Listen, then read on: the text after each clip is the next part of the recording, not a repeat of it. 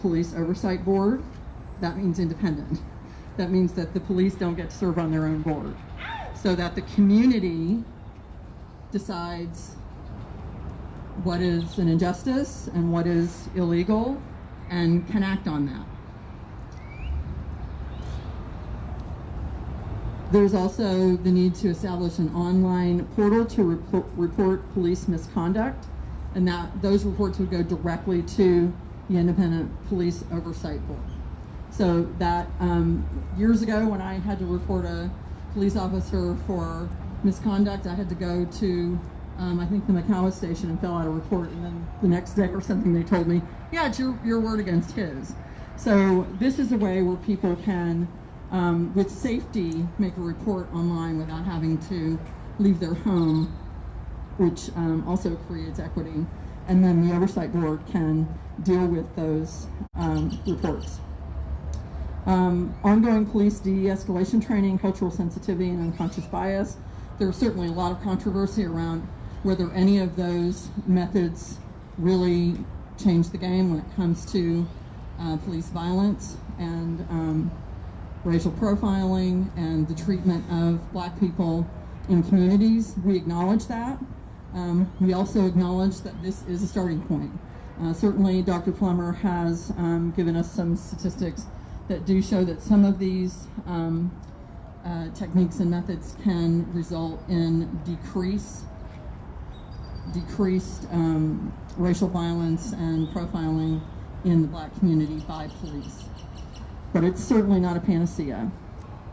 Establish a permanent revolving fund for the Office of Business Opportunity. The OBO would be empowered to create a program to use funds as no-interest loans for minority-owned businesses and set guidelines for recipients. So that's that really important conversation about the reallocation of funds, where money is infused back into Black communities, brown communities, so that the people that live there can live in dignity and peace and can have all of the things that suburban white communities have, which are stores and fabulous schools and minority-owned businesses and banks and parks and all the things that many of these communities have been robbed of because our priorities are completely out of whack, especially when it comes to funding what's going on in the city.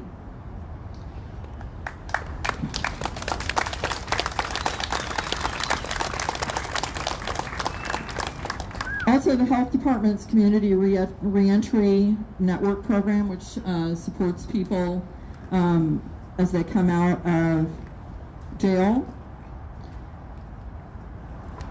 The Health Department's My Brother's Keeper program, which was developed by President Barack Obama, and then an implementation of the CAHOOTS program.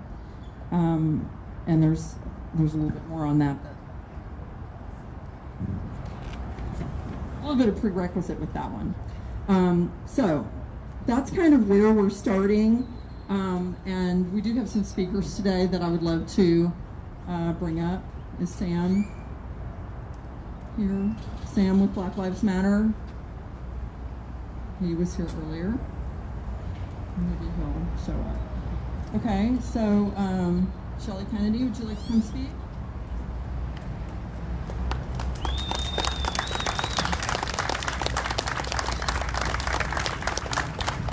Hi, I just would like to start off by saying thank you for everyone showing up again today, and a special thanks to Councilmember Letitia Plummer, who stepped out and was not afraid to go ahead and push this so that we can get started. I'm speaking today because I currently serve on the Independent Police Oversight Board. And when I read the part that she was really wanting to make that really an Independent Police Oversight Board, I thought that was wonderful. The way that board works is we're really only allowed to see what internal affairs cases, so we do not get to see all the shootings. We're having a meeting where we're going to be asking for some of that to be changed, where we can get the footage. But when we, the way it works for my panel, when you make a recommendation, it does go to another panel that has many police officers on it.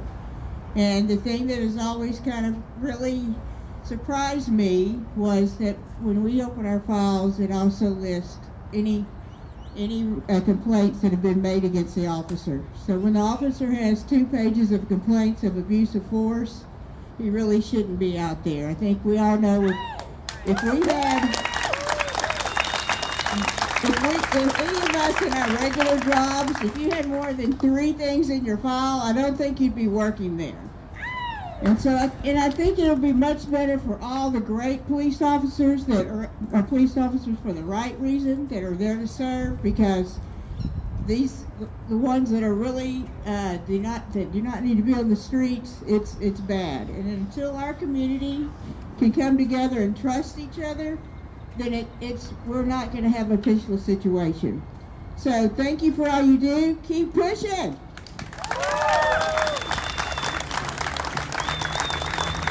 Thank you so much, Shelley. Sam, with Black Lives Matter. Where'd you go, Sam? Okay, we have Maddie Lake and Kathleen Pong from March for Our Lives.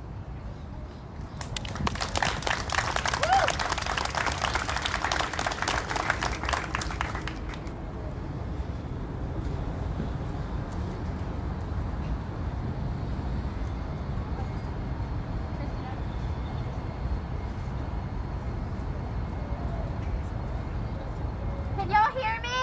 Yeah! Hi, my name is Maddie Lake. I'm the State Executive Director for March for Our Lives, Texas. I'm Kathleen Huang, the Executive Director of March for Our Lives, Houston. And we have some words we'd like to share with you.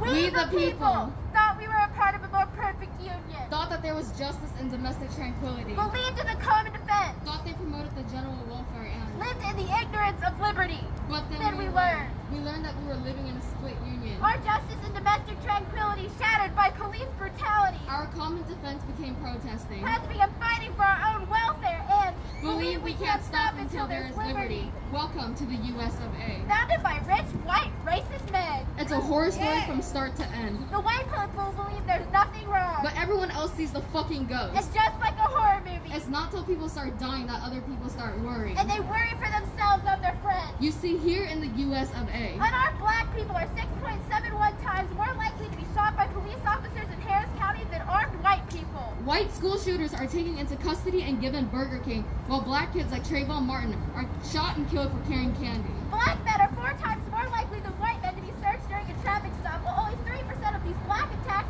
actually produce any evidence of a crime. And our police keep taking the lives of innocent black human beings. Eric Gardner, Azelle Ford, Michelle Cassell, Tanisha Anderson, Tamir Wright, Natasha McKenna, Walter Scott, Betty Jones, Orlando Castell, Botham Jean, Antonia Jefferson, Eric Reason, Dominique Clayton, Ahmaud Arbery, Breonna Taylor, George Floyd, until you and all of us are free. No longer treated like 3/5 of a thing. We will fight for the future of our prosperity. Welcome to the US of A. We, the youth of America, in order to form a more perfect union, are fighting for justice and domestic tranquility. we will fight for common sense. Provide each other general welfare and Secure the blessings of liberty for For not just ourselves, but for everybody.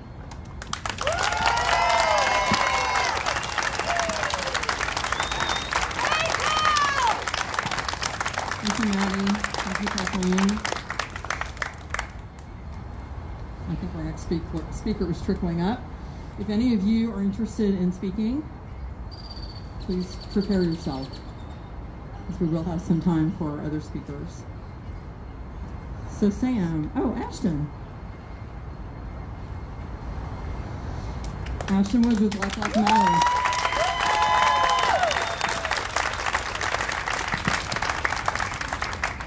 Good morning, everybody.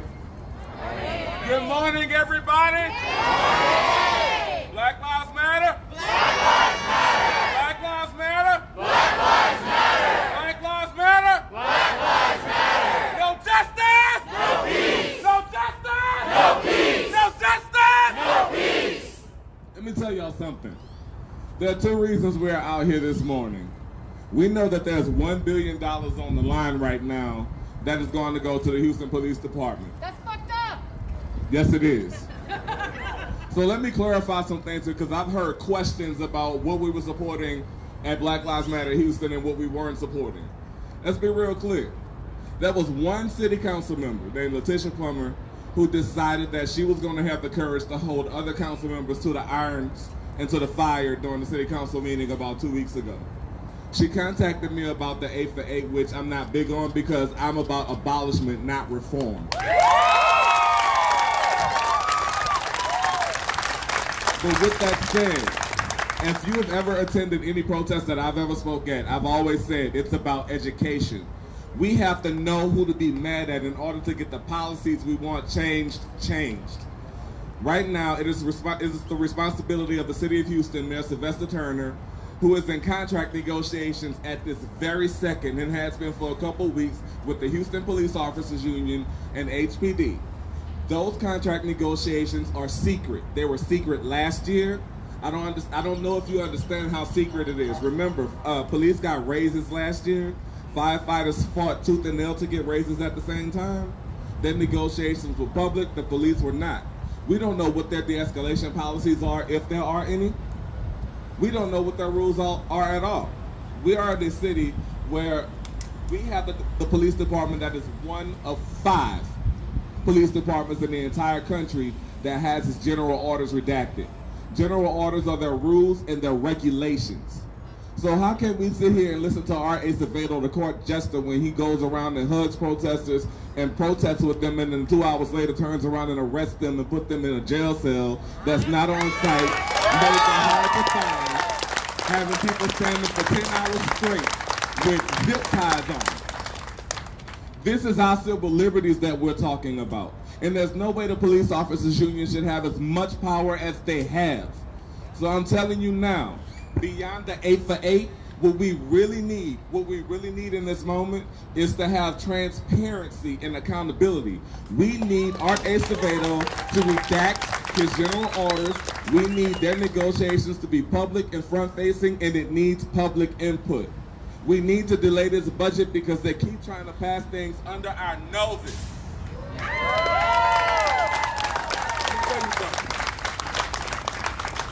They keep passing things under our noses because they think we don't see them and they think we don't care.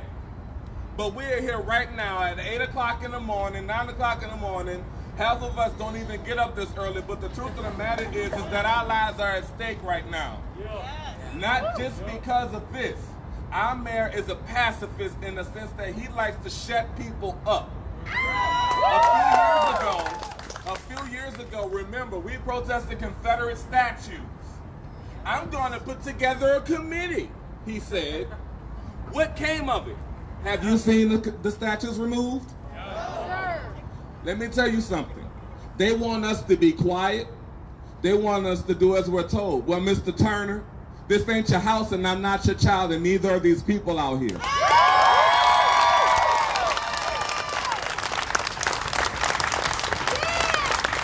There are 2 issues.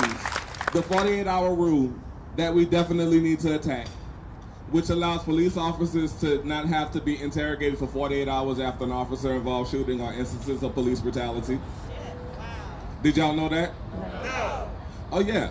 Did you know that these people are doing what they want to do and that we have a police chief who is towing a line?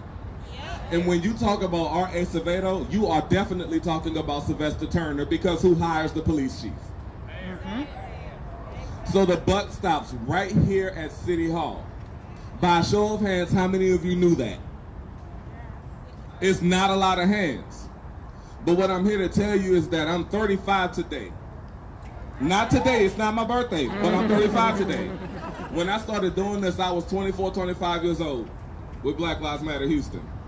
And in reality, it's been the same thing over and over again. So not only are we here to protest this issue, but I'm asking you before you leave here, it is your responsibility, it is your duty, if we are to fight for our freedom, that you know the people that are standing here.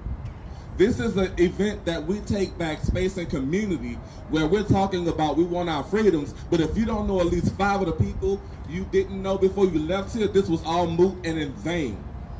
We have to build out our network. We have to have people around us who know how to do different things. So if you know that you have time, and if you know that you want to be here 6 months from now, not just because you're pissed off, not just about George Floyd, not just about the black trans man named Tony, I'm a part of the LGBTQ community. And when I say all black lives matter, when we're talking about instances of police brutality and racism, it means that every single black person has a proxy to rights. It means that Breonna Taylor, the black woman who we seem to keep ignoring happened, who died in a no-knock raid. And let's talk about no-knock raids for a second. Remember what happened at the Harding Street shooting? The raid? Have y'all heard of that? Show of hands. So last year, there were a bunch of police dispatched to East Houston. They said it was a shootout. The police chief showed up, half the police force showed up. Minnie Maga Joe Gamaldi came out, the Houston Police Officers Union president, and blamed us for inciting violence against the police when they were really covering up something very corrupt. The police officer named Gerald Goins had been falsifying reports and had falsified that subpoena, and 2 people died. And I fear that had it been 2 black people instead of 2 white people being murdered that day, we would not know about it. I bring it up because of Breonna Taylor, but did you know that George Floyd recently got a letter addressed to him from your district attorney, Kim Odd, who also needs to be held accountable, saying that one of his cases from when he was right here in Houston is under review because of that same cop. That they try the same scapegoat BLM and other activists for being anti-police for. So please understand the connectedness of this. This is not just about police brutality. This is about quality of life. We are in the middle of a pandemic where everybody has to wear a mask and social distance. In my community, in the brown community, AAPI community, Latinx, folks, we are the most at risk. We are dying at the highest rates. Our healthcare system is shit. Our education system is shit. The truth of the matter is, why would the mayor appoint an education czar and create a position? Why would the mayor want to give $1 billion to the police department in 2020-21 when he's been cutting funds to every other department in the city that's essential to help us fight this virus, while telling black people to stay home who have been laid off from low-paying jobs that live in food deserts where the dollar store is the only grocery store you go to? This is an interconnected issue.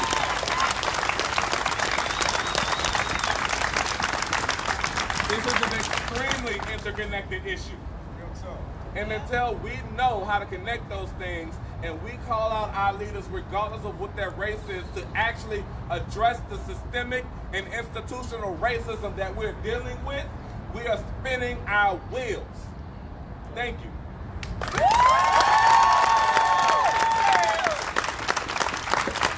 Thank you, Austin. I'd like to open the rally up to other people that would like to speak.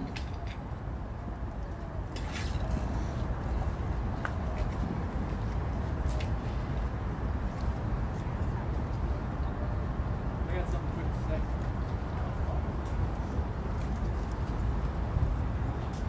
Hey guys, my name's Peter. I'm not going to take your time long, but I just want to let everybody know we have the power, we have a voice, we're out here together to make change, and there's one way we can do it. There's right multiple here. ways. Register to vote. Right?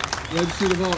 You guys scan the QR code if you're not registered. If you want a paper copy, I'll be happy to provide you with that and a pen, and I'll be happy to turn it in for you as well.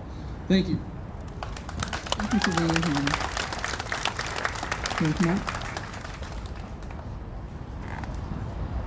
And remember, we are here to center Black lives.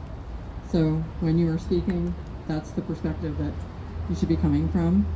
Thank you for the voting piece too.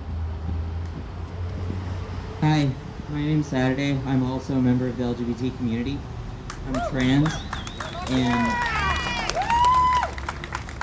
and I'm also mentally ill. And just like Ashton said, our health system is a complete hellhole. And I want to tell you a little story. I was having medical issues because I was at college and I could not afford to go to the doctor, and I could not afford to get medication for my mental illness, and I needed a ride to the hospital.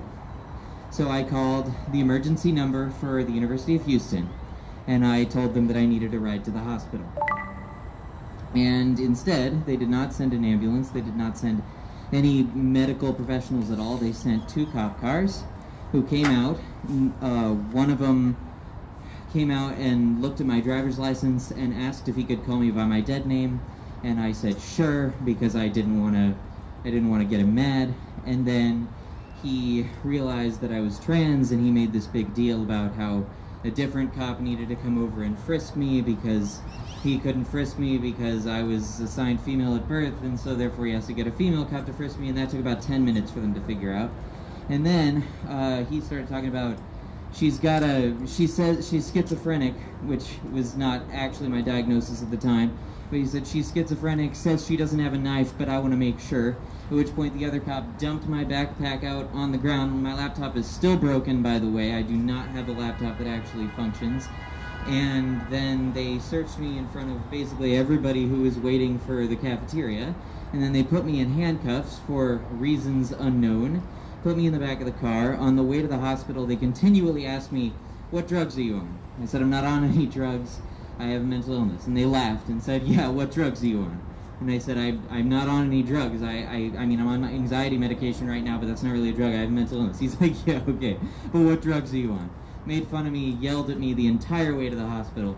And then at that point, when I actually got to the hospital, where I was horribly mistreated for 72 hours, even though I was mistreated, I thanked a God I don't even believe in that I was outside of the custody of those police officers.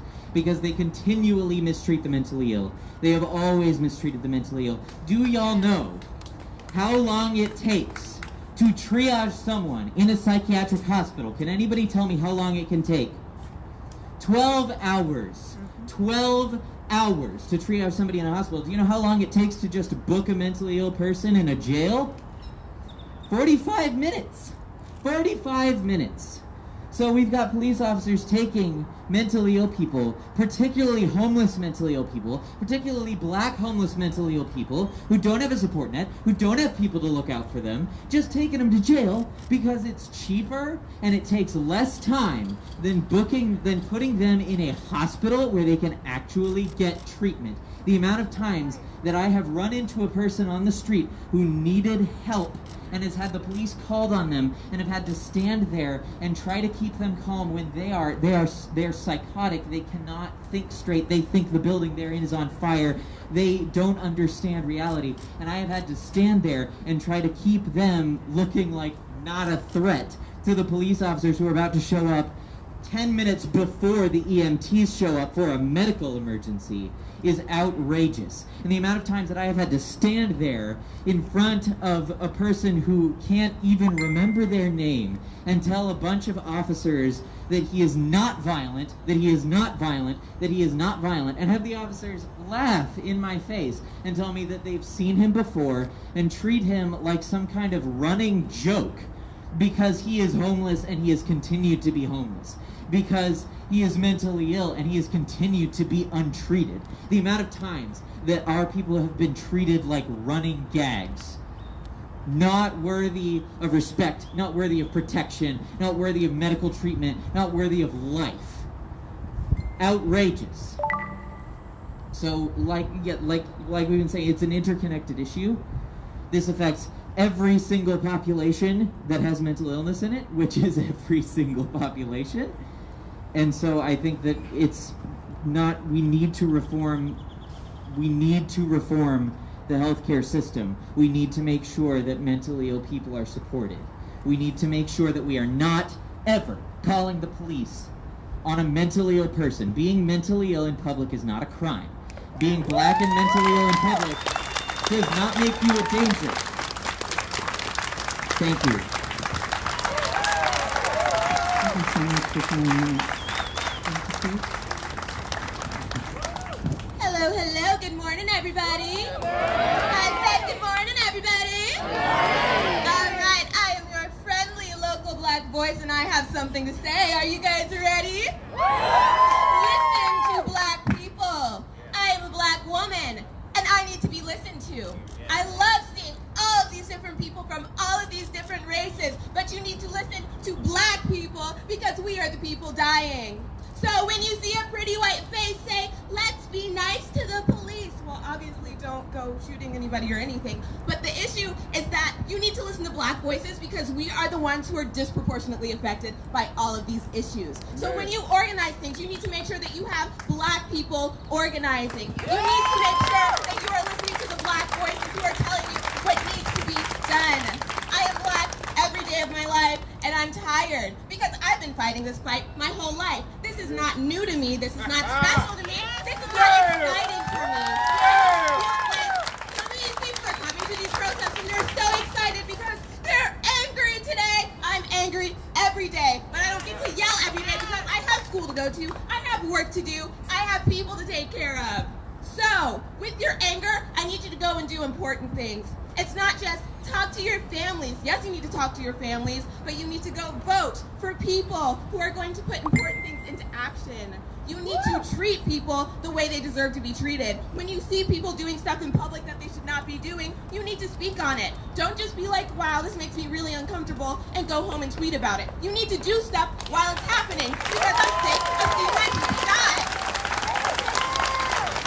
I want you guys to know that this stuff happens because people do not speak up. They do not do what they're supposed to do. So I don't want another Black person to die in order for more protests to happen. That should not be the catalyst. People dying should never be the catalyst for change. And that's the thing. It's not just us dying. It's the fact that we do not get the services that we need. That it's not just physical violence. It's sexual violence. The thing about it is that we don't talk about all the things that happen to Black women at the hands of police officers because we are killed by them, and it's not acknowledged. We're sexually assaulted by them. You know, we're held against our will. All these things are happening, and it's not acknowledged. So, as your local friendly Black voice, I just want to let you guys know you should listen to Black people. Okay?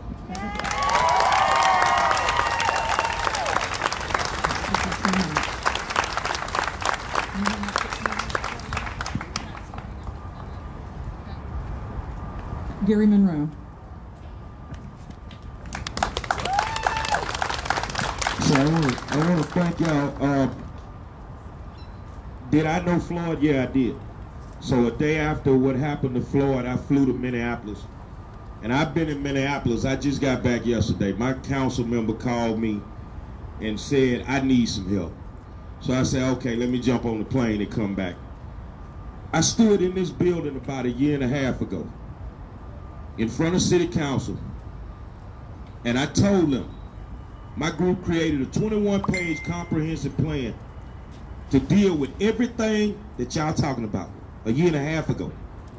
I presented it to the mayor as well as City Council, but I remember what I told them that day.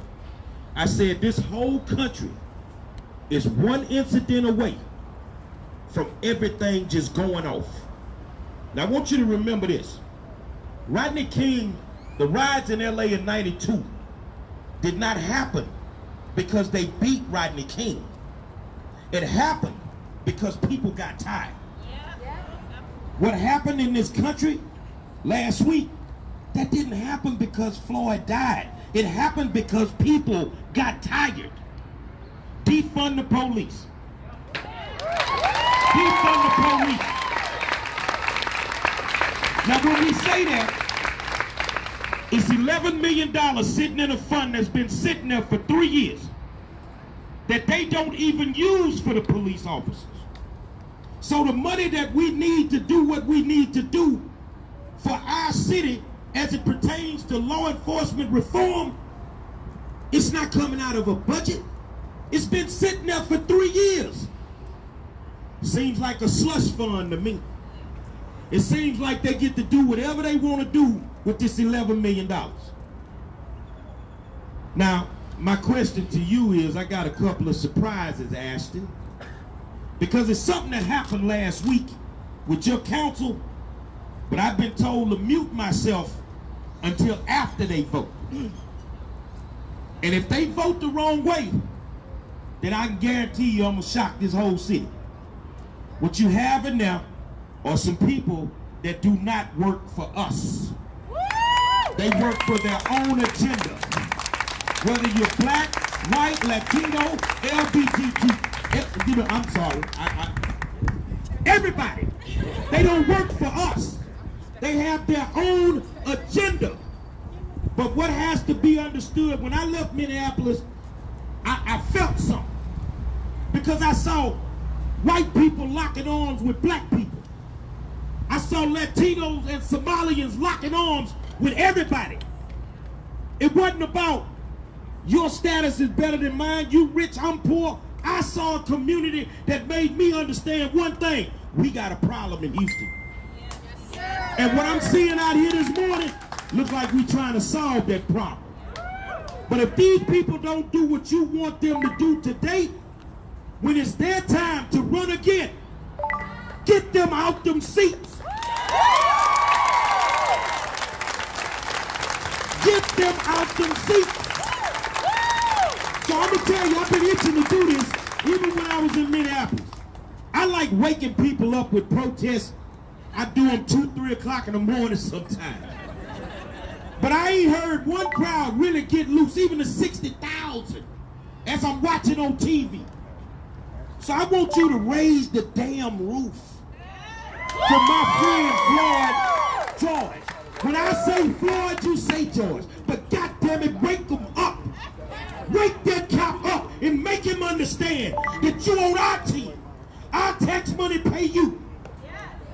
And it's time for them to stop beating black people. Stop beating white people. Stop killing black people. Stop killing white people. Because it's a business to them. It's a business to them. And death in the prison makes a lot of money for some influential people that sit in these offices.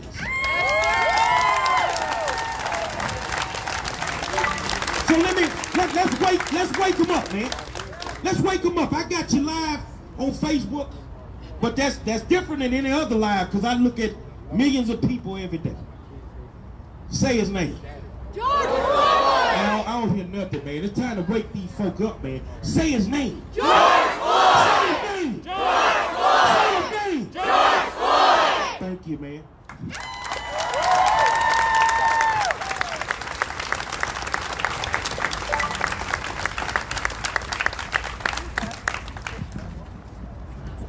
How y'all doing today?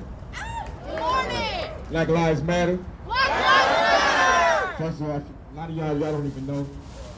Never seen me before. My name is Ronald Rasta Jones. I'm from West Oakland, California. I'm a cousin, a relative of Oscar Grant. He's hit upside the head with flashbangs, grenades, and we've been tear gassed out of this world. We used to walk around with signs of tear gas, what were they? Pepper spray latte and tear gas macchiatos. You know, we was real big with Starbucks. We had a thing going on with Starbucks. I'm real big on protesting. I'm real big on standing against injustice. I've been trying to keep my mouth shut for a long time because I had to move back out here to lay low because my kids were in danger by the police in California. But I just can't keep my mouth shut anymore. I just really basically just letting you guys know that you guys are not alone. You know, I'm here to support. I'm a little nervous because I ain't been on the mic in quite some time. I'm not really a showboat. That's not really what I do. I'm an activist. I'm an actor. I perform, and it's not pretend. This is real life. I just want to let y'all know that I love y'all, but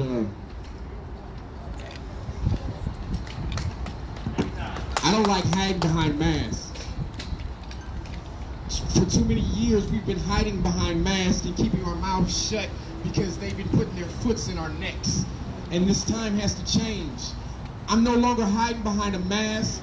I'm no longer keeping my mouth shut because they tell me that I have to shut my mouth. This is not who I am. I am a man and I have a voice, and I will use my voice to stand against injustice. Is a new day. Today we will no longer be pushed around. We will not be thrown underneath buses and told that this is the normal and we have to sit down and take it. No, I will stand. I will stand today as a man who will no longer tolerate the injustice of any police force.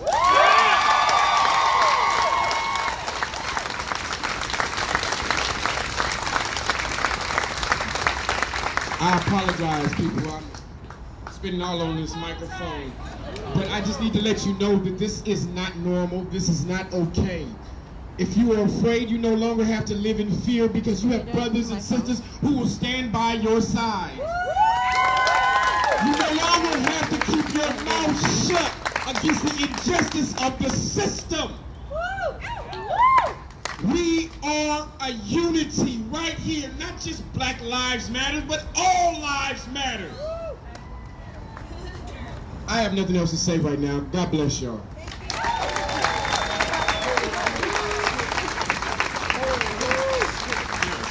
No, come on, because that's what I was about to do. All lives will matter when Black Lives Matter, first and foremost. But, I see a few young black women out here, and I think that we need to give space to folks. So if you are a black woman or a black queer person, please step up and speak up. This is your space as well. Here you go, sis.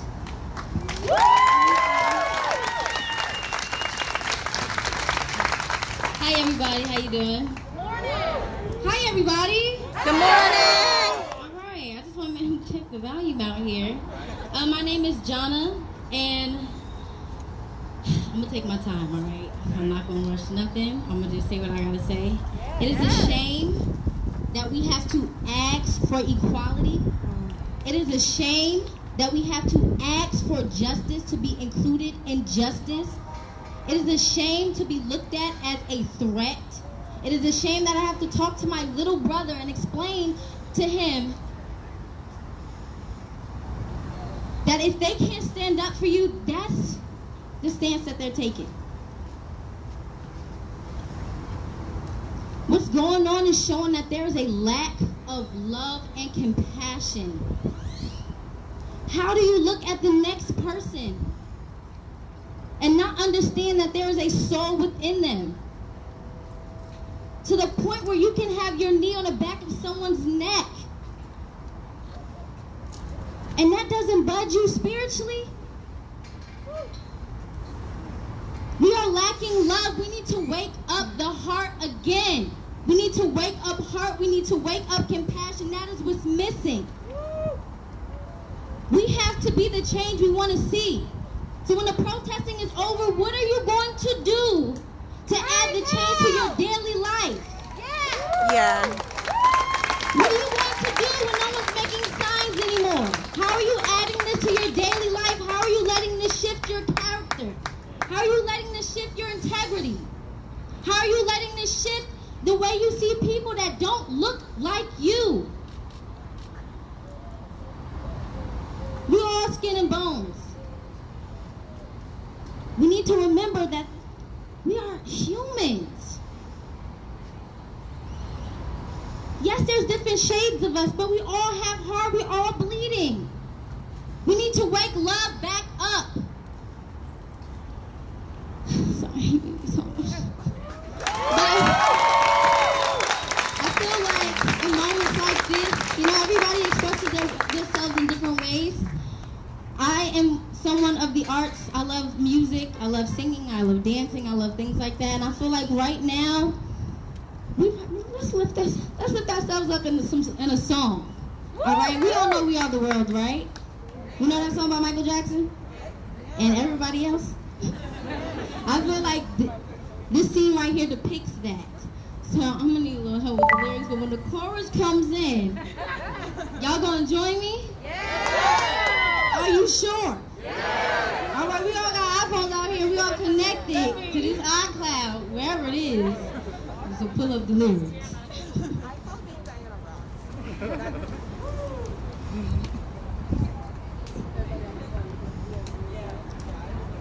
There comes a time when we heed a certain call, when the world must come together as one. There are people dying, and it's time to lend a hand to life, the greatest gift of all.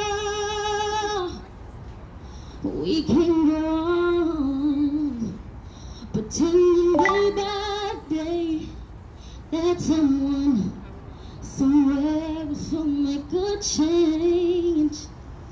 We are all a part of God's great big family, and it's true. We'll all make a change. Y'all know the chorus. We are the world. We are the children. We are the ones who make a brighter day. So let's start giving. There's a choice we're making. We're saving our own lives. It's true, make a better day. Just you and me. One more time from the heart. We are the world. We are the children.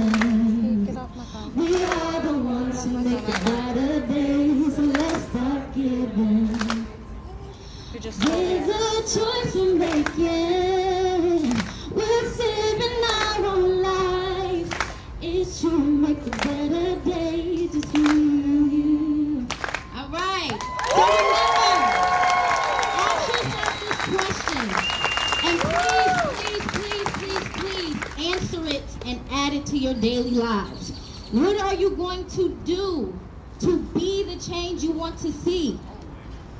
What are you going to add to your daily lives to make sure that the lives that were taken were not done in vain?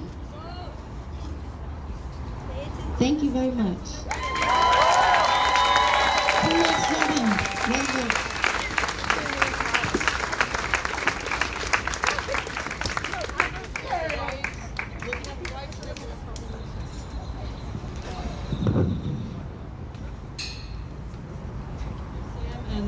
Alicia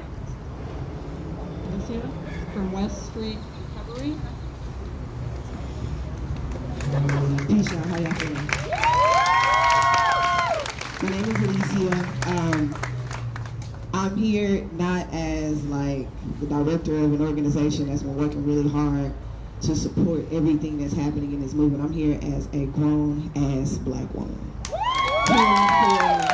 Her entire fucking life has watched this movement move and stop and move and stop and move and stop.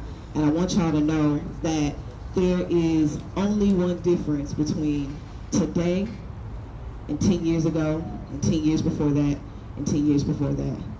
We are not here alone. We are here with a vast array of different color, different hued skin.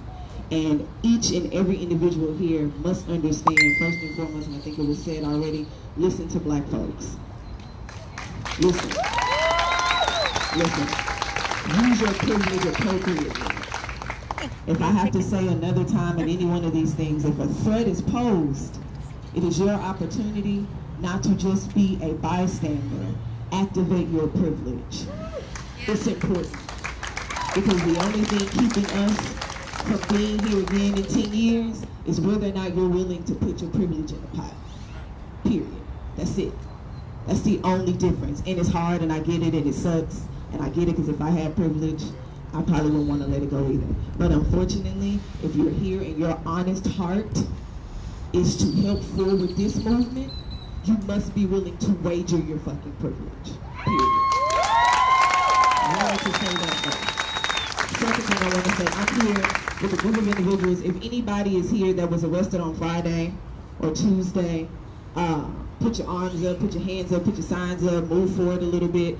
We have a group of individuals that we've been working with. We worked tirelessly with BLM, with a few other organizations, mutual aid, to make sure that everyone who went in came out and in a timely fashion. We've been working and speaking with them on how they feel and making sure that their demands are heard. So I'm going to ask Asina if you will come forward and speak. Y'all make some noise for Asina and everybody else. Thank you.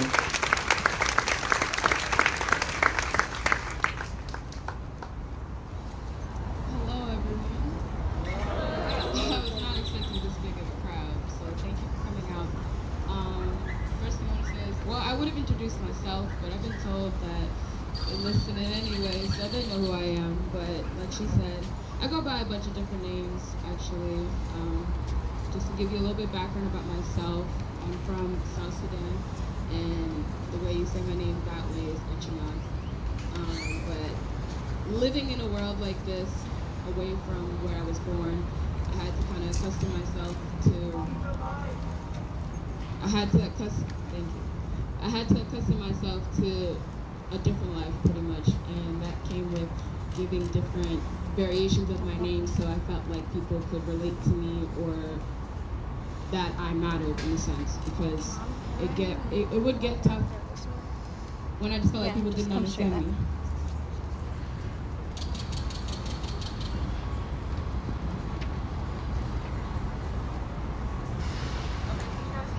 No. Yeah. Hold it close.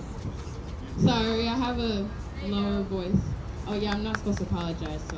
But as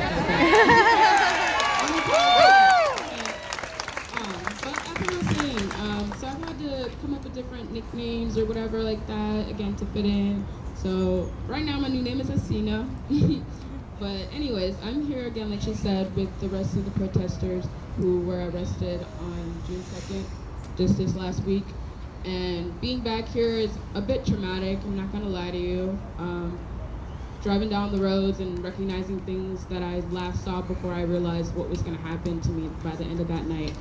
And we just went through so many different things. I'm speaking for all of us. It didn't matter what shade of skin we were, or what our religious backgrounds were, or our age. There were some people in there who were 17. Let me keep that in mind. So again, they were ruthless to all of us. And I think that's what some people are trying to get across, that yes, at the end of the day, we are all human, so we all do matter. But until we identify where people are being excluded for whatever reasons that people have personally, until we address that, then that term itself is just invalid. So we have to validate that by validating ourselves first, but not in an ignorant way. You have to educate yourself. You have to be willing to learn as well and teach. If you can learn something, you can definitely teach it. But to go more into detail about that demonstration, we're peacefully protesting with the Black Lives Matter movement, fighting for a more just world. And since the death of George Floyd, police officers have mocked us by kneeling in African attire, that nobody on that board was even from the country of Africa to even be using that as something to dress up in. And it was even more disrespectful when they all got on their knees, when that is the exact reason that to this day, this man had to lose his life. Please explain to me how that makes sense, because I don't know. Clap. Amen. Anyways, they even then attempted to gaslight us by marching alongside us to make us feel this false hope that we were getting something across to them. And our arrest consisted with 400 years of racial terror, and it was intended to intimidate us for standing up for our justice, when in fact, that's what the freedom of speech and freedom of assembly and freedom of press and all those things that are under the First Amendment are for, to protect us. But we were not protected that night. That's their job, and they did not protect us.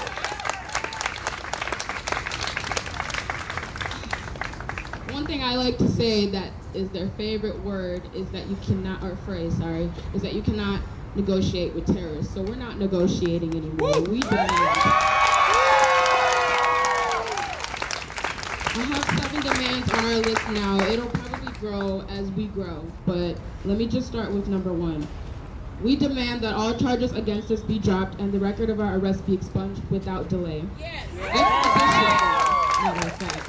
2, the City of Houston Police Department must issue an apology to all of us for our unjust arrest, for using dangerous kettling practices against us, and for exposing us to COVID-19 risk, and even our own families. Yes. 3, we demand that Chief Acevedo, whose officers have killed 6 unarmed people in the last 3 months and who lied about his treatment of protesters on national television, steps down along with the district attorney who has action. 4, we demand that the Houston City Council delay the vote on the annual budget, which does not represent the will of the people in this city, and allow for meaningful public input. 5, we demand that the City Council introduces a new budget which begins to defund the police effective immediately.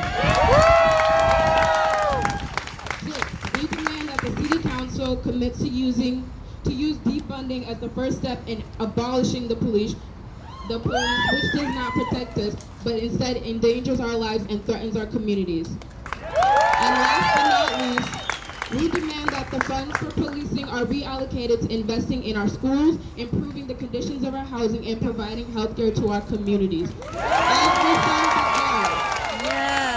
It is overdue. So at this point, that's why I said we are not going to be apologetic. We are going to be unapologetic, and we are demanding every last one of us to be considered like we matter, because we do matter. And that's how I'm going to leave that on that. If you want a copy of their demands, there's someone passing them out for everybody who wants to take a look at it. Take them, make copies, pass them out. I do want to say there was a iOS press release. Their charges have been dropped for some of those, but those charges being dropped does not reverse the trauma that those children experienced by being unjustly and inappropriately confined you're gonna leave us? You're gonna turn your back on a black woman. Treated like animals. Run away! For standing up for their own rights. We are tired of trying to prove to you that we are human. The breath in our bodies should be proof enough. That's right. This is ridiculous. It has to end. Defund the police. Defund the police. Abolish the police.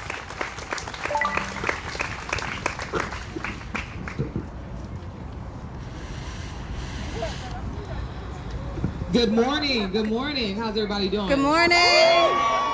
First, giving honor to God. I did not plan on speaking today, but I just want to say, stop putting officers in our neighborhoods that are afraid of us. And I speak from experience. I have been pulled over, screamed out through the loud horn, pull over, because you could not see through the window in my car. You understand me? I have been handcuffed, detained, my car searched for no reason, and then tell me, oh, your registration was out. And I spent 30 minutes at the courthouse the day before. And you were on the right side, you couldn't see that. But because you saw my vehicle, red Impala, black tint, prejudged, premeditated who I was, didn't even know who was behind the wheel. My brother, been arrested, wasn't even driving, just because he was the darkest one in the vehicle.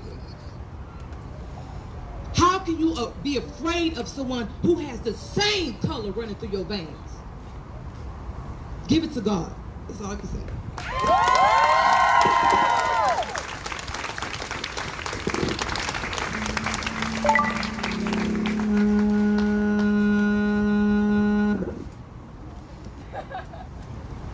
Hello, good morning, everyone. Okay, so I was one of the protesters that was arrested May 29, 2020, well, about 2 Fridays ago. I was arrested on the 1300 through 1500 East Block Freeway by about 6 officers. We went to the freeway and then, can y'all hear me? Yes. We went to the freeway and there was about riot crew already on the freeway waiting for us. We were told if you stay behind the white line, you stay on the shoulder, you will not be arrested, nothing will happen to you. After they arrested one protester who was over the white line, they then started to attack every other protester that was, let me take this mask off. Okay. They arrested every other protester who was standing already behind the white line. Not only was I arrested, my sister was arrested, my younger sister, my older brother was arrested, and my younger brother, who's about 19 years old, was knocked unconscious. After they once they started to try and arrest us, they beat us with batons, they hit us across the head, they shot me in the stomach with a rubber bullet, and I still have that bruise to today, and this happened about 2 weeks ago. Not only that, they also gave me a concussion. I had to go to the hospital as soon as I was out of jail. I was in the parking garage of the jail for 2 hours. 2 fucking hours. They left me in the back of a cop car, me and my sister, for 2 hours, did not take us into jail. Because the man who they put us in the back of the cop car, he said he had no idea why we were being arrested. And he had to wait until someone told him what charges to put against us. Exactly. So then he brought us into the jailhouse. When we're brought into the jailhouse, I hear about 6 officers making up a plan, a story of what they were going to tell, what they were going to say to put against us. So their story was that they were going to say that me and my sister jumped in when they were arresting my brother, which is a lie, because my sister was arrested first. I was arrested second, and my brother was arrested last. And my brother was arrested because he was trying to pull 6 officers off me when they jumped on me and beat me. And now I have assault against a police officer on my record. I am a teacher. A teacher. I lost my job. I lost my job because of this. So let me tell you, I'm mad. I'm fucking mad. And I want Art, he needs to be fucking fired. He went on national television and said that this protest was peaceful, that he was here defending people. He walked with us like he fucking gave a fuck, and he did it. He gave the orders for peaceful protesters to be arrested. Friday night, he gave the orders for people to be picked up. That's right. No matter what they were doing, he said, pick them up and arrest them. It was over 200 people in that jailhouse. There was no social distancing. There was no soap in the restroom. We barely could even go to the damn restroom because the water didn't even work. I want fucking justice. I'm telling you, I've never been so mad in my life. I've never been so mad in my life.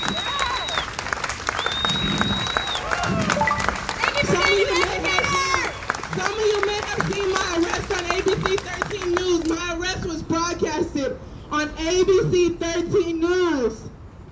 And then they came out yesterday saying that, oh, they're going to drop the charges of 600 protesters.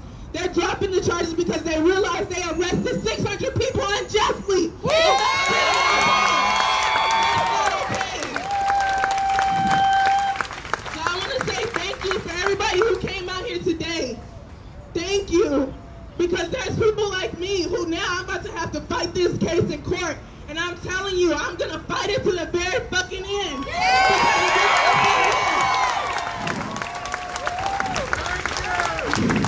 If you're going to sit here, 6 officers beat the fuck out of me. I was in the hospital. If you're going to sit here and lie and try and ruin my fucking life, I'm going to come after every single fucking one of you.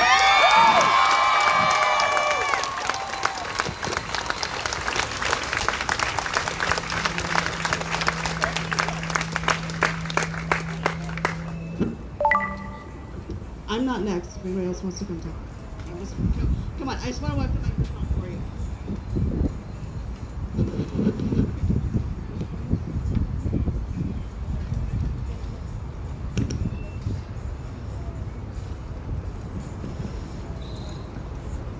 Good morning. Good morning. It is a great morning because we are all out here today to say to Mayor Turner, defund the fucking police. Defund them. I'm tired of this bullshit. I am a queer black woman and I'm afraid for my life every day out here in Houston because of these fucking police.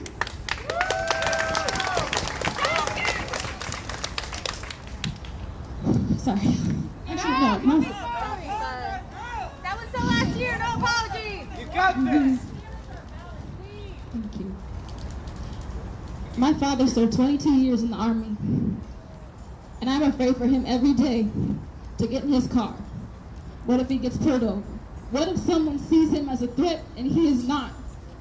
He is the sweetest fucking person in the world, and so is my little brother, but I worry about them every single day. I am worried about my brother going to Texas State because he got into college, and he's going to go to college, but I am worried about him.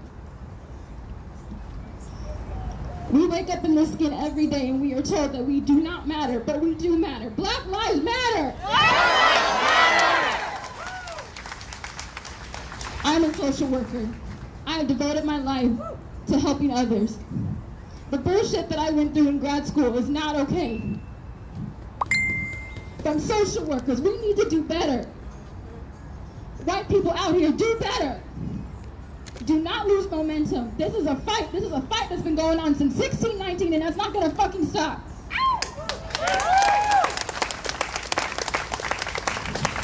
Y'all can keep doing the social media, you can keep going to protests, but I need you to push back on city council. Tell Mayor Turner that we are not going to stand for this and that we want to defund the police. HPD has murdered 6 people since April. Houston is the most diverse city in Texas and we have the most police deaths. That's a fucking problem. And if you're not mad about that, then you're not my ally.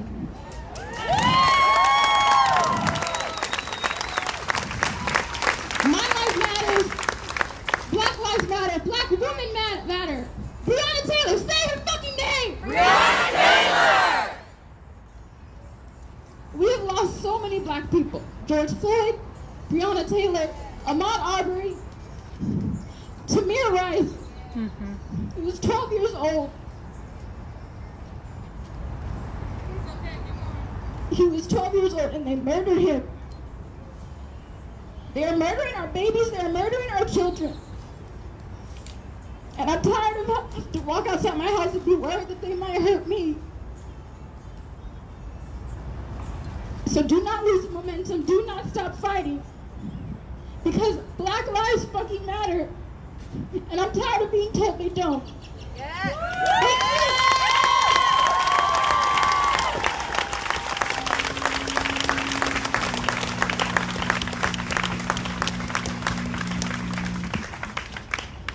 Would anybody else like to step up? Can I? Centering Black voices, sorry. I got you. No, you're totally cool. Is it okay? I know. Oh, thank you. It's okay. I know you're playing too. Good morning. All praises to God, first of all, or Allah, or Buddha, or whoever we praise. We all know there is a higher being. I'm here because I'm a mother.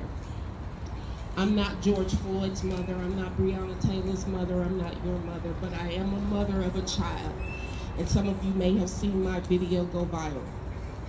My daughter is a psychologist. She works for the school district. She's visiting with most of the children that are being put out into the society and hearing their woes and their cries of our failures as parents and parents before us. And I apologize to all of you because I do think we have failed you. What I rejoice in is seeing young people of all ages and all colors uniting together for a cause.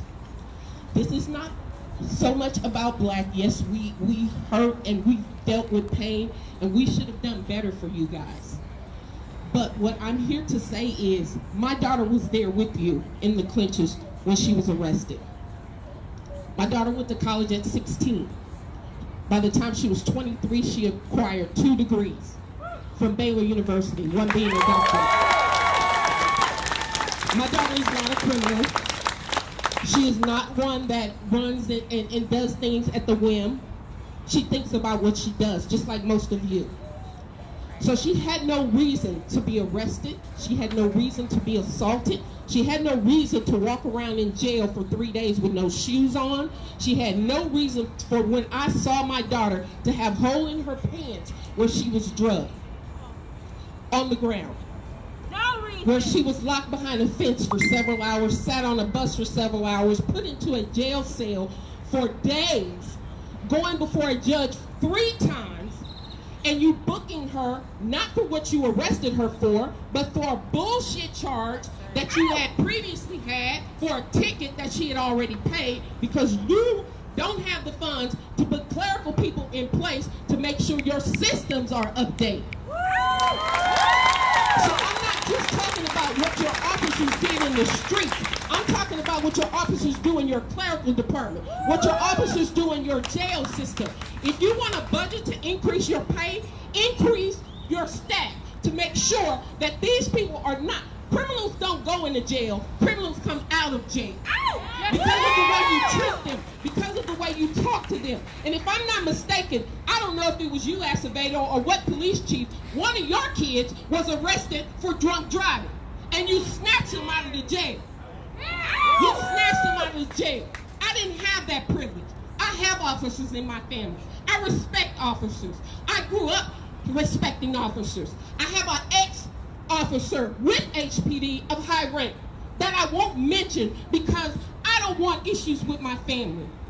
So yes, my daughter was brought up to respect the police. My daughter was brought up to you abide. But why should they if you're going to mistreat them? No, it wasn't your child behind bars. I had to take off from my job because I couldn't sit down and do my job because I was worried about my child being locked up.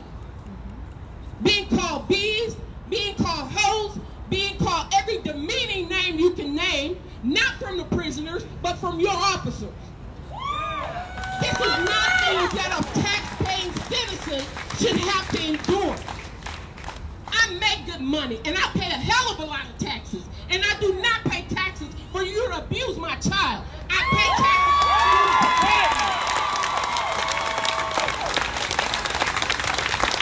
And not just that child, which belongs to me, but for all these children that I'm now claiming as mine. I don't pay taxes for you to abuse my children. I do not.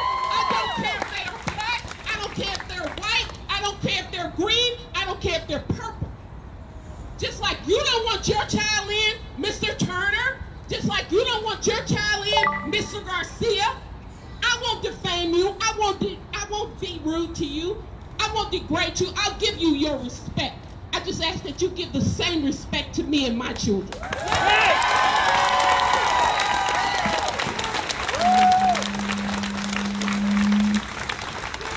saw two folks. There was another person that raised their hand that had on a jacket.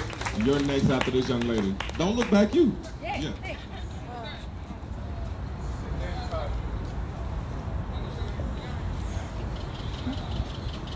Thank you so much for letting me speak. I know that I am of, it's a bad start. I am a minority of color, so I've been discriminated against in some forms of fashion, more or less on, just a perception kind of view. But so there's lots of people that don't understand that there's levels to this. And so I've been around in the lower income communities for a long time. It's where I lived, it's where I grew up. And throughout all of it's been 20 years now, I've never not seen that type of area be discriminated against more, and those people not be taken into consideration. There's arrests I've seen that where people in every manner are respecting the police. They're giving the utmost attention and patience, and they're still met with aggression and unnecessary violence and just rude comments and the snide remarks and attitude that the police officers give black males and black females when being arrested is just exponentially different than when a white person is handled. Even as simple as something with the George Floyd issue, or something as small as a counterfeit bill. Nobody, no white civilian, no person of fair skin would be treated in that fashion. You can tell with the police, and just a person, I study psychology and sociology, but nobody has to have those degrees to tell that that police officer is intentionally doing what he's doing, and he's doing it with pride. There's no resistance on that, and especially, one of the biggest things that I wanted to talk about is, I didn't think I'd have the chance to, if the defunding goes, not the way we all need it to, it needs to be distributed, like she said, whoever spoke last, in a better manner. We need police training reform, police academy reform. If we're not going to abolish the entire police, we need people who are trained with medical personnel on mental health issues and people with anxiety and schizophrenia, especially because, just to say, in the black communities, there are a lot of issues with the violence, and so when people are under the strain of the discrimination that they have been under for hundreds of years, that there's an anxiety, there's a paranoia, there's something in them that, it's like, oh, I gotta run, or I gotta risk maybe dying here anyways. But so our police funding, if not completely disbanded, needs to be distributed in a better way. We need police training reform. That's right. the sensitivity reform was literally put in place. I can't find that. I can't remember the exact definition for it, but it's to deal with people of. It's to deal and to teach police officers to work against their own prejudices against people who of minorities or people with mental health issues. It helps them be a more calm person, better to deal with it. If you can't be a police officer without fearing for your life, which is part of the job, then you should not be a police officer.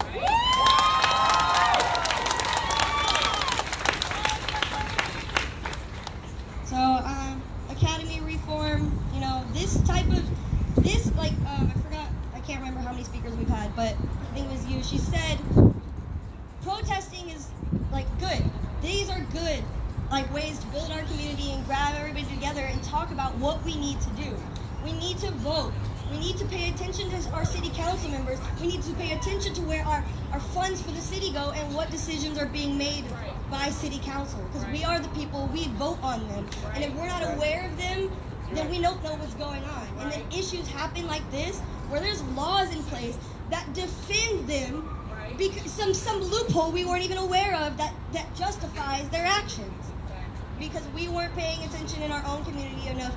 And that is part of the growing youth of now today.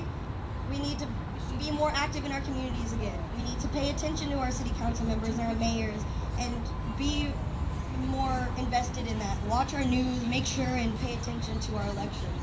Because those people are the ones sitting, talking about and distributing all your funds, all of what laws are made to deal with all of us.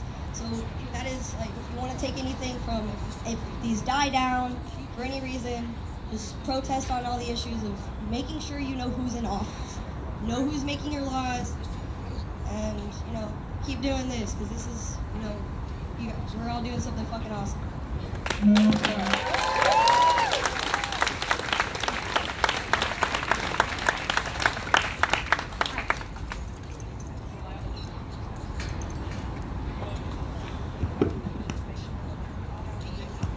What's up, Houston? Good morning! Yeah, good morning, City Hall! All right. Thank you guys for being out here and not being quiet, because quiet is bullshit these days. I had someone in my family tell me that this was propaganda, and that is disgusting, okay? It is up to each one of us individually to get uncomfortable and talk to people that you are close to that may not see what we see. It is our job to open the eyes of people that maybe we grew up with. I didn't grow up thinking that this is the way that we need to be, and I have changed my mind, and people can change their mind. This country, I watched a video by a Kimberly Latrice Jones. Has anybody seen this video? She's amazing. She used Monopoly metaphors to explain. I implore you, take 6 to 7 minutes of your day and watch this video. Kimberly Latrice Jones.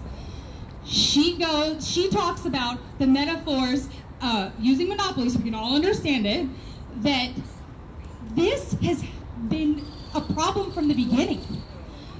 Black people came over to this country to help economic growth, for agriculture. They have been set up for failure since the beginning, and white people have been conditioned to feel superior. We have to stop this, I'm better than you because of this and that.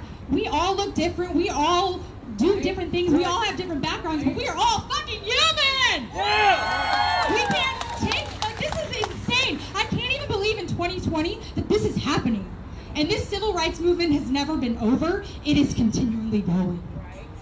But it needs to stop. Why are we fighting for human rights? That should just be a given, right? So it is your job. It is your job to get uncomfortable. Because when I lay down at night, I think about Breonna Taylor and how disturbing it is to be in your bed, your safe haven, with the person that you love, just trying to get some sleep, hit that REM, try to get those hours in, and you don't wake up the next day. That's not how any of us plan to go to bed. Your home is your safe haven. This is not okay. It is our job to go out there and talk to the other people that feel like this isn't real. Get uncomfortable, Houston! Black Lives Matter!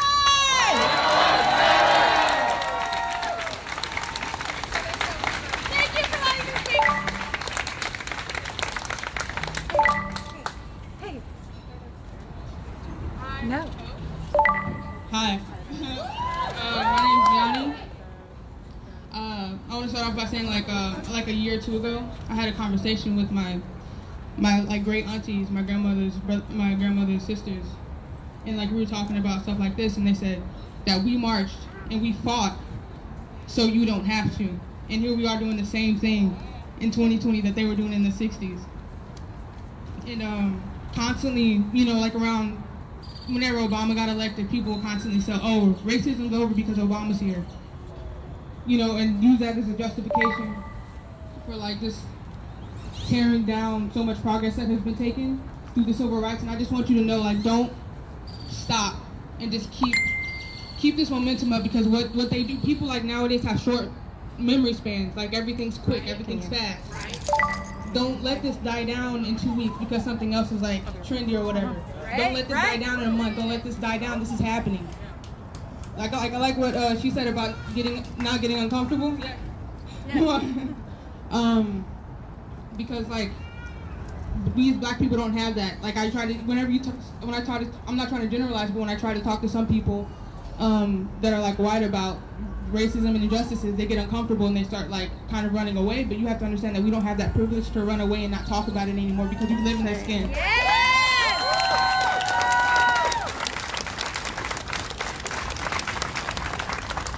And I want to like thank each and every one of you, and like it you don't understand how good it feels, because like when I just it hurts.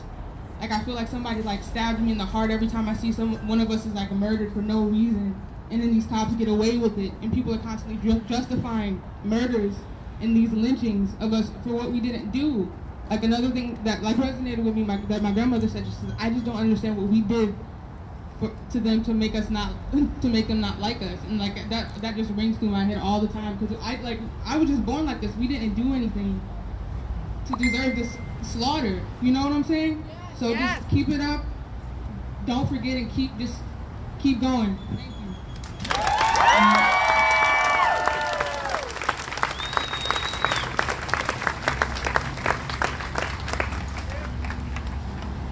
Real quickly, I'm here representing Honey Brown Hope Foundation, a real fabulous, strong black woman who's the chair of that, and she's been working for justice and criminal justice for years.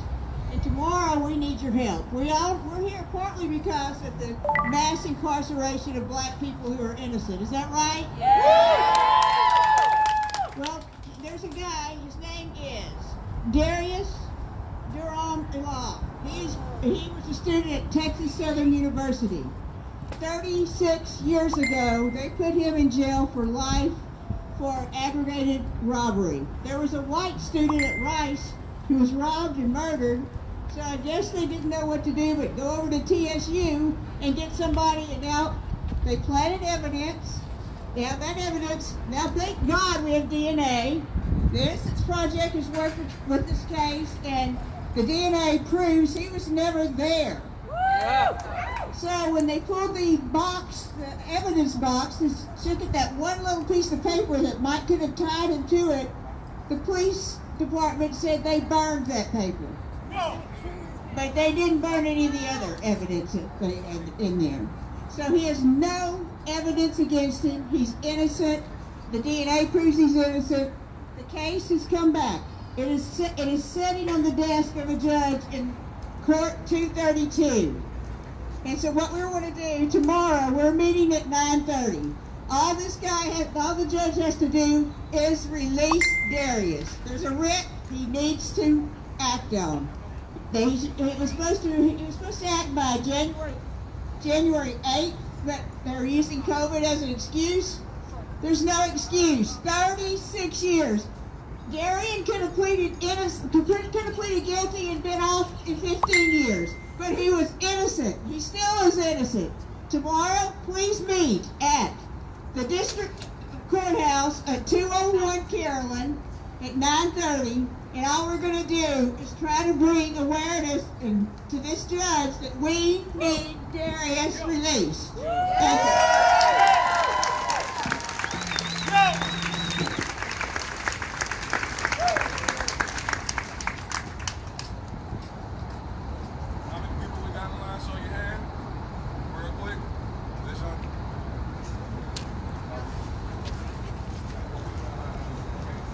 Y'all know where y'all spot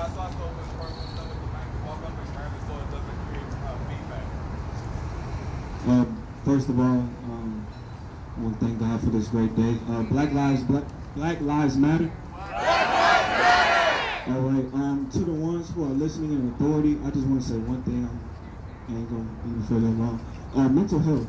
We have a lot of trauma here, and with the redistribution of finances and resources, let's please, let's keep at the forefront mental health of Black people, because we go through a lot of trauma every day, which a lot of people have reiterated a lot today. But please, we need systems, we need classes, and this is me. I go to therapy every week, and I love it.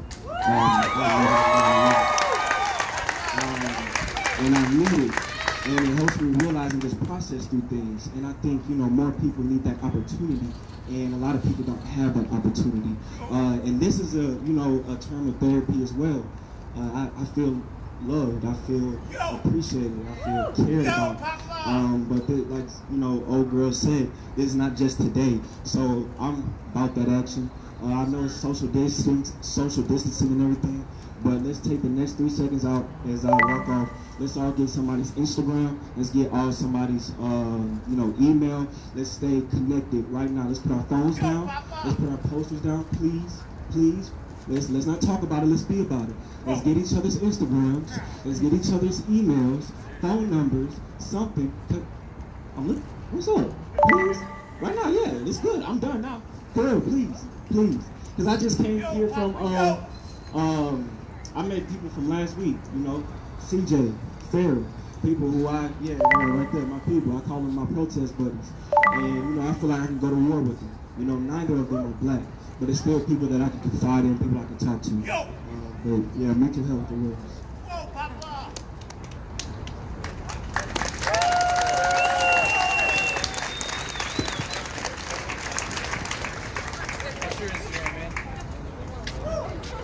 Can y'all hear me? Cool. So good morning. I'm glad that it's not as hot as it was yesterday, because we don't need to sit out here doing it. But even if it was hot, we would still be out here. Am I right? I'd be out here. Because what we have to say is very important. We need to make sure that they defund the police and make sure that those funds go to places that need them: healthcare, education. Because the police get way too much money. What did they propose, $1 billion for the department? Why do you need that much money? What are you doing with that money? Are you terrorizing more of our citizens? Because I think they are. So, I have a story from when I was 5 years old. This is my first interaction with the police, and it was not a pleasant one. Now, I'm sure everybody has become more familiar with what no-knock warrants are in the past, few weeks with what happened with Breonna Taylor. When I was 5 years old, my dad was arrested on a no-knock warrant. You're just sleeping, you're minding your own business, you're sleeping, right? And then all of a sudden the door just gets kicked in. Police are storming your house. They're doing everything. So I'm 5, my brother's 9, and then my dad is sleeping with me in his arms, and they come and they yank me off of him. God, it might be hard for them to hear you back there. It's hard to hear? Yeah. I think your words are important. Let me try to make sure that everybody can hear what I'm saying. I don't want to put it too close, but I'll go ahead and do it for y'all. So, at 5 years old, and my brother at 9, we were dragged out of my dad's arms, thrown on the ground, along with him. And you know what they did to us? 5 and 9 years old, they had us all marched out at gunpoint. And this is the police department here. They've been doing stuff like this for over 20 years. It's going on longer than 20 years. I'm just one testimony. We don't know how many people they've done this to. And they just continue to get worse and worse. The only thing we have working in our favor now is the fact that we can record it. We have cameras that catch these things, that tell the truth. So you can't hide from the truth when you see it right there for yourself. You see how they try to tell you that they did something else, like, oh, the guy in Buffalo, he tripped. Who's really gonna believe that when they saw you shove him? It's on camera. They shoved him. The man was bleeding there. And y'all just walked by. The man has a cracked skull. He's 75 years old. We can't let things like this continue to happen. And we can't let more and more people be just villainized because of the color of their skin. There is no reason that at 5 and 9 years old, we should be seen as criminals. We should be marched out at gunpoint. Why did the police not put as much effort into calming things down or doing things in the correct manner as they do firearm training? I believe something came out, they spend like 56 hours firearm training and 8 hours with like conflict resolution. What is that? What are you even doing? If you're gonna use some of that $1 billion, why don't you use it on that? What's wrong with you all? Things need to change, and they need to change now, and we need to keep up this momentum. Because Black Lives Matter, and they won't matter until, they won't matter to these people because, oh, hey, look at his skin. All of a sudden, he's like, yeah, we're gonna get him. He's like the darkest one in the room, so we'll take him out of there. And all that. They profile you on kind of crazy things. They profile you on your card. You got a red card, you're more likely to be pulled over. It's things like that. Why do they teach things like this? They teach them to discriminate. Discrimination. Why do y'all teach things like this? And why can y'all just sit back there and smile and go about your day and only worry about your family when we have to worry about other things? Y'all just can go and be as selfish as possible because, oh, we're getting a paycheck and that's fine. Oh, we like our pension. Yeah, it's cool. Yeah, we'll just do our job. Oh, it's so sad we're having the community. Oh, let's fake march with people in solidarity, but then you're going to go back and tear gas people. Who really believes this stuff? This performative bullshit. Who really believes that? Nobody believes this stuff. And you can't hide any longer. So, what do we need to do? We need to make sure we defund the police.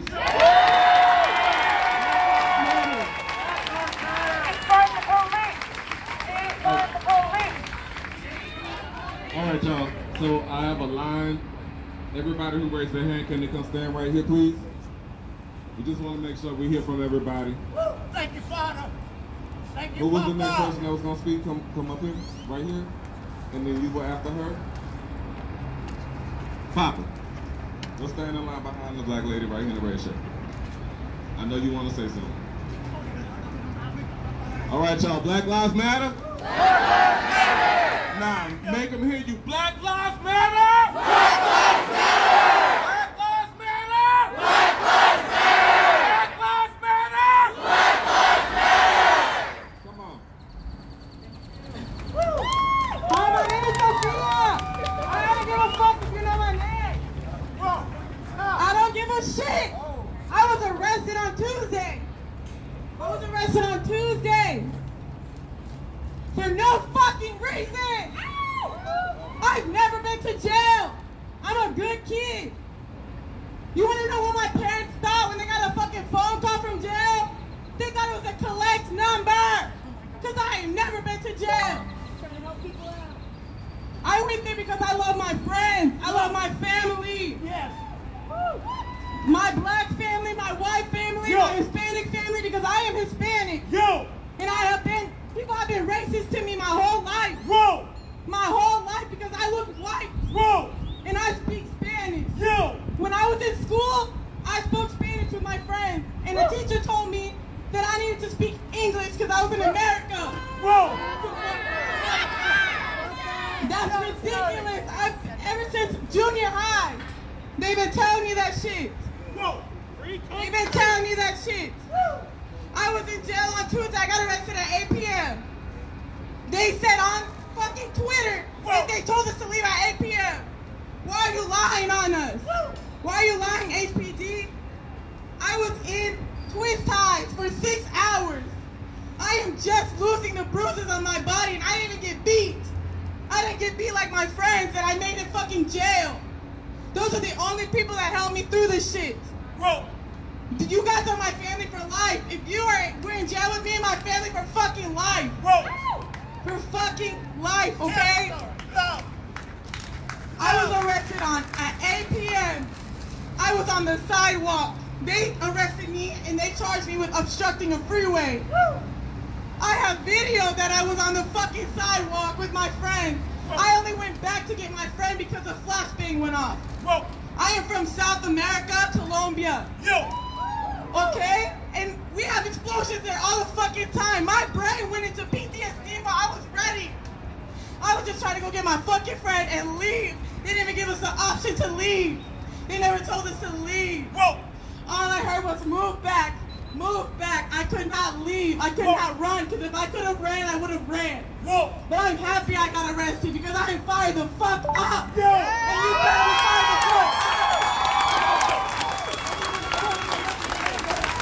up. You better be fired the fuck up. And if you guys stop this shit, I'm going to be ashamed of you. You better be out here. I have not been to work in over a week because of being arrested. I had to go get tested for COVID, and thank God that I am negative because I was in jail with 48 people that tested positive for COVID. Okay? And I would do it again. I would do it again, okay?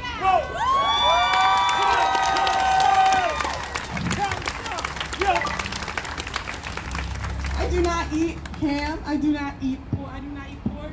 I do not eat beef. Okay?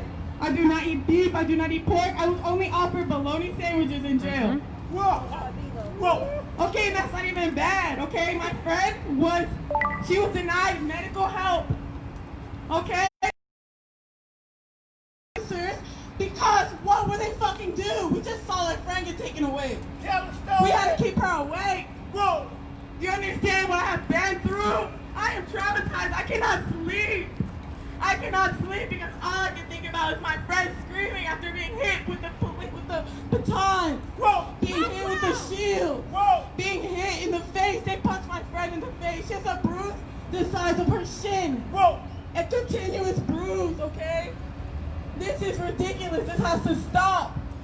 This has to stop. Police brutality has to stop. We have to stop killing black people. It's not okay. And the fact that you are even a police officer is sickening to me. Sickening to me, okay? Because I see you have no fucking life in your eyes. I see you have nothing in your fucking eyes, no fucking soul. It is gone. It is gone. You have no soul. And if you want your fucking soul back, you better quit your fucking job. Defund the fucking police. Abolish the fucking police. Abolish the fucking police. Bring it with me, guys. Abolish the police. Abolish the police. Abolish the police. Abolish the police. Abolish the police. Abolish the police. Fuck Acevedo, guys. Fuck him. Let's get him out of this fucking office. Let's get somebody else in here that gives a shit. Okay, fuck Manny Turner. He's the reason I was in jail. Fuck Acevedo. He's the reason I'm in jail. You know, I saw him the day I got arrested. I saw him the day I got arrested. Right over fucking there. Walking around like he gave a shit about us. Like he gave a shit about my friend. No, he didn't give a shit about us. That was the reason I was in jail for so long. Because they couldn't give us charges. For what? Because I was on the fucking sidewalk.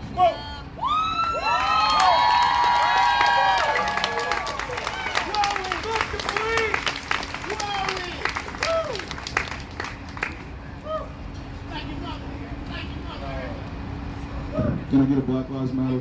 Black Lives Matter! Can I get an all cops are bastards? All cops are bastards! Go back there, fuck you! These are facts. Honestly, so I was looking up the definition for a community. Like a lot of people say that we're all part of the same community, and I just wanted to know the exact definition of it. And it's a group of people living in the same place or that share a particular characteristic. And I think the particular characteristic that we all share is the determination for justice, and I really appreciate everyone for being here. Thank you. Honestly, I think that there should be an investigation opened up on Art Acevedo before he was even raised the chief of police. He has crimes that he hasn't answered to, and like allegations. I don't know if they're true or not. You know, we heard it through the grapevine, but the grapevine like usually tells the truth. So I think that the cops that arrested all of the protesters on Tuesday and Friday should be charged with attempted murder. I don't think it's fair that they put all those people in such a close space during a pandemic. I think that they wanted people to get sick. I think that they wanted, I think that they wanted that to be an outcome. one of the reasons I wanted to come up here and talk, and I might not complete thoughts because I'm kind of nervous. I'm shaking. But I might not complete a thought. But like, if I don't complete the thought, try to complete it yourself. You know what I mean? But one thing that I don't want to see happen, and a lot of people here, or actually, before I even say that, can you guys look to your left and your right real quick? Just look to your left and your right. How many black people do you see here? The system has failed us so much that we don't even believe in democracy anymore. We don't even want to stand up and protest anymore. What we want to do is get violent.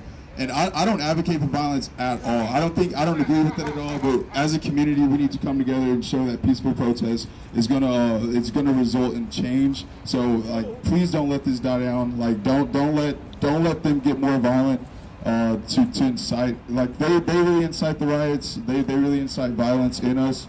And oh shit.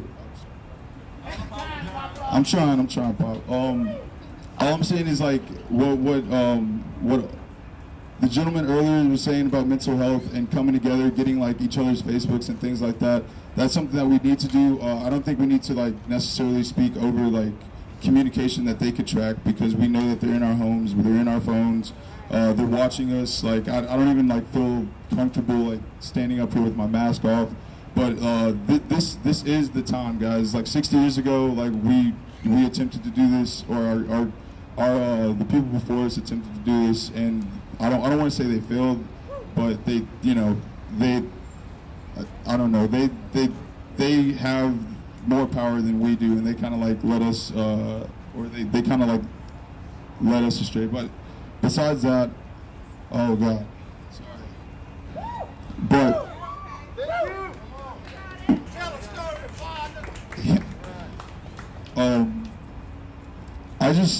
I don't know. I just don't want to see this movement just be a trend. Damn, I should have wrote this down. All right, I'll be back.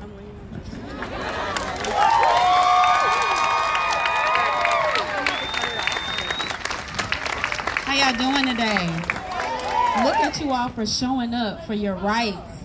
Look at you all for showing up to be heard. This is amazing. We have to keep doing this. We cannot stop doing what we're doing, okay? This is historic right now. And I'm going to tell you why right now is so profound compared to other times. If we know when the slave trade started, it started in 1619, right? What year did we just leave from? How many years is that? That's 400 years. I don't know who out here believes in God and believes in the Bible, and whether you don't, that really doesn't matter, because the truth is the truth. But I'm going to tell you why they target us. Because black people are a chosen people, okay? We are a chosen people, and there is a spirit that is among this country. There is a spirit within this beast, this wicked system that we are under, okay? And their agenda, whether they know it or not, whether they're spiritual or not, is to target us, is to eliminate us. We are evidence of a crime. Okay, we were supposed to be killed off long ago, but because of how we procreate, because of the covenant that God made with Abraham, we will be as numerous as the stars in the sky and the dust on the ground. So